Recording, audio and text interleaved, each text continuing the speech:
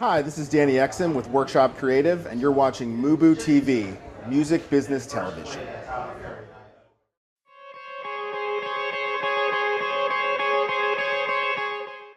Hi, we're coming back to you live from Sync Summit here in Santa Monica. We caught up with Cindy Badell-Slaughter of Heavy Hitters Music, a boutique publishing catalog here in Los Angeles. Thank you so much for doing this. I appreciate it. Good Nice to to be here. Thank you for inviting me. Thank you. Listen, what is the state of music publishing today in the marketplace for a company like yours? You've been around for, what, 10 years now? Well, the company has been around since 1992. It was founded by Barbara Jordan.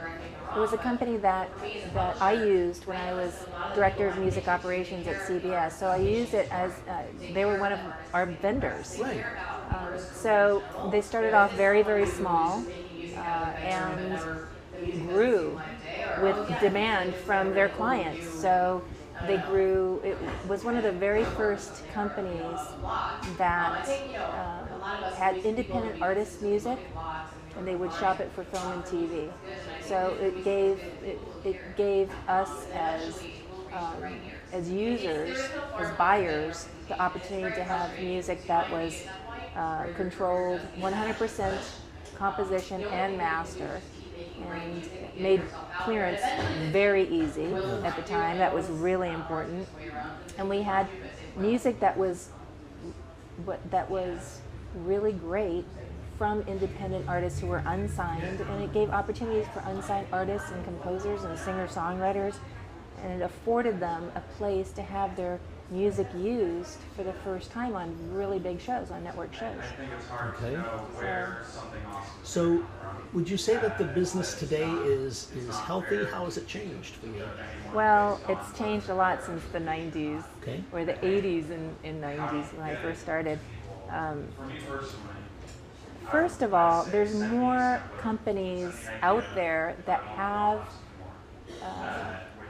music that's controlled 100% sync and 100% master, so we call that one-stop. There's a lot of companies offering one-stop music, some better than others.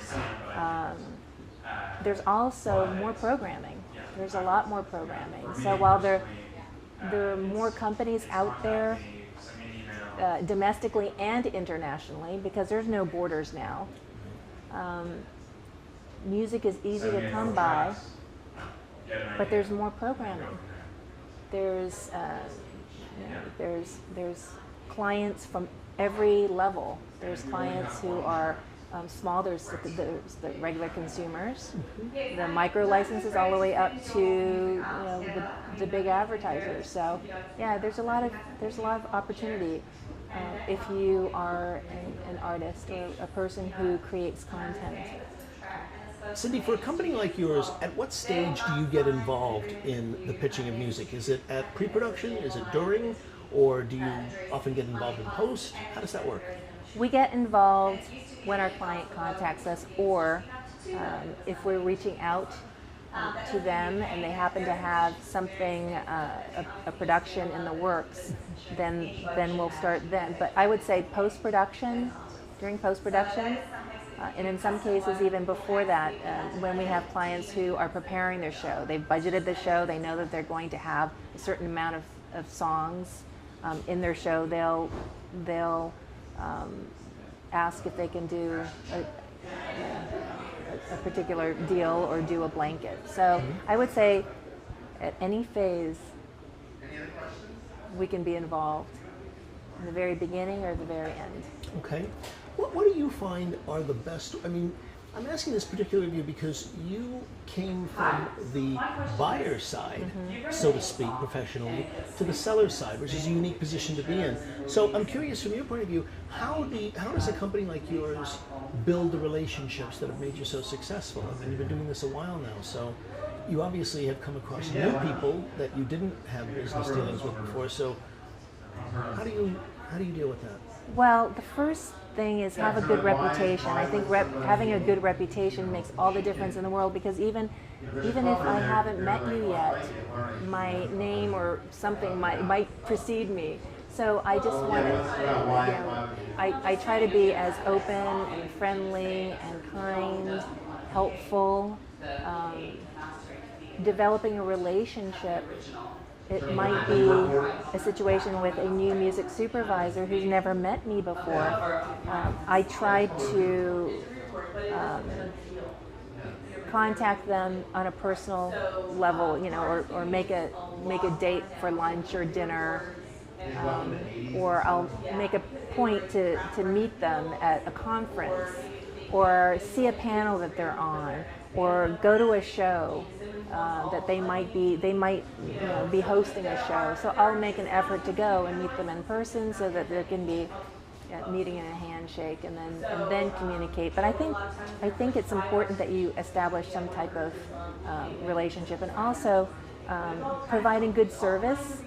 So if you are, and this has to do with whatever side you're on, is if you're on the buyer's side, you're going to have shows that you need to service.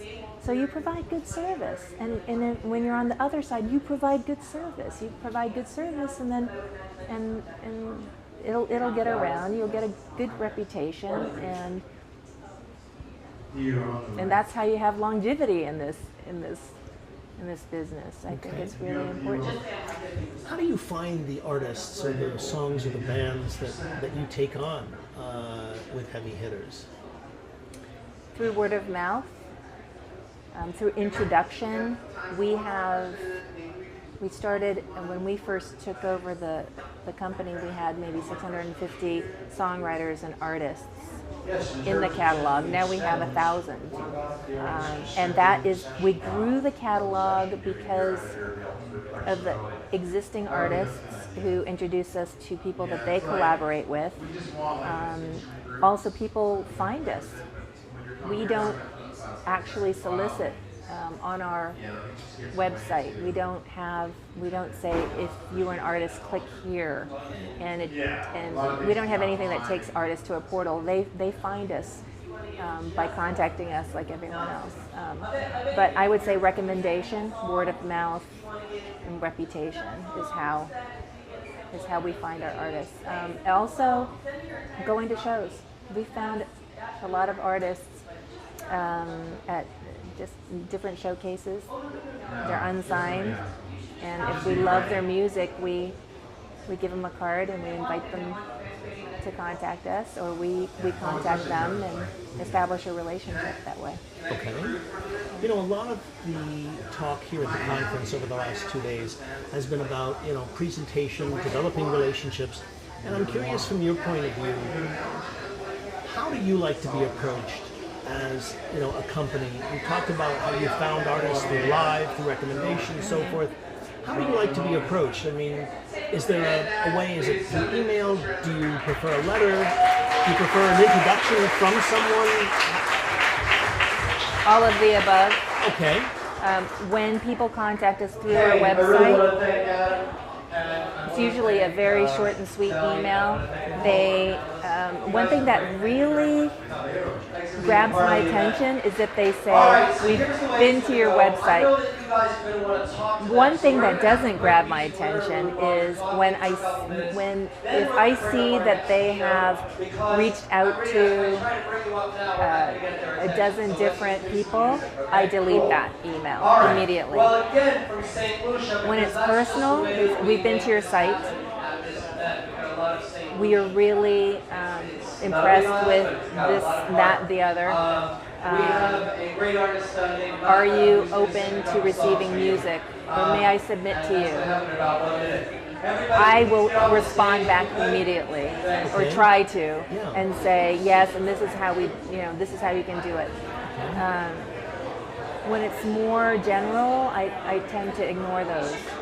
The other thing is, when we do connect, you have to follow up, because we're so busy. Our primary thing is we have to be pitching music. And we have a lot of artists in our catalog that we're in constant communication. So if we don't know you, then it's important that if you have submitted music, don't just disappear and expect us to call you in a month or 2 months.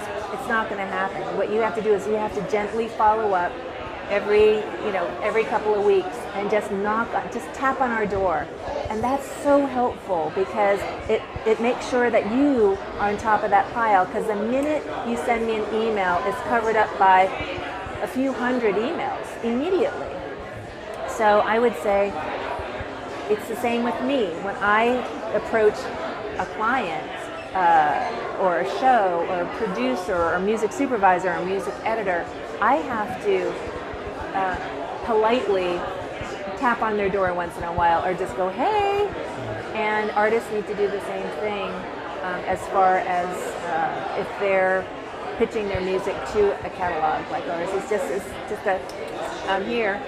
Right, and keeping the relationship open and connected. I love proactive artists, and I love those artists who are very good at. I would say they're very good at communicating, but they're not intrusive. You know, they know to follow up, but then they don't bug you too much, because most of our day, 90% of it is working on other things, putting out licenses, putting out fires, getting music to people, pitching, knocking on our doors, on our other doors. Right. So. Okay. We've had so much upheaval with music and licensing and different kinds of platforms that have come about with internet, online.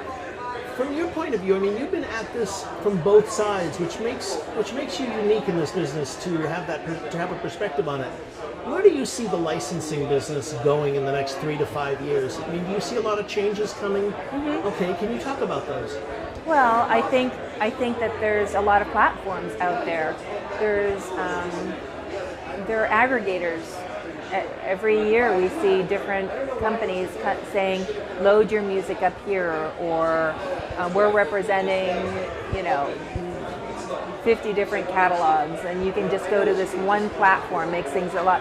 So what we do, at least for our business, is we work within everyone's budget. So we really take our clients into account. We are a boutique catalog with very personal service. And I see that in the next 3 to 5 years, companies are going to come and go like they have been. But the ones that stay are the ones that offer great customer service. They will have a great reputation. They have really great music. And it's not just about load your music up here and check this box. It's about it's not just about the numbers, but it's at the end of the day, it's going to be about the relationships that you've built and taking the time to build. Okay. And also, it's not about the numbers so much as it's really important that you really look at the music that you have in your catalog. All right, everybody, we're going to have... And take the time to curate and make sure that you have the music to service these clients. So it's the quality, making sure that you do your quality checks and have excellent material, and great customer service, and that you're honest, and you're reliable, and you get things on time. Yeah! That you can be relied on. Yeah, that's good! Cindy, thank you so much for doing this. Thank you. Yeah! I appreciate it very much.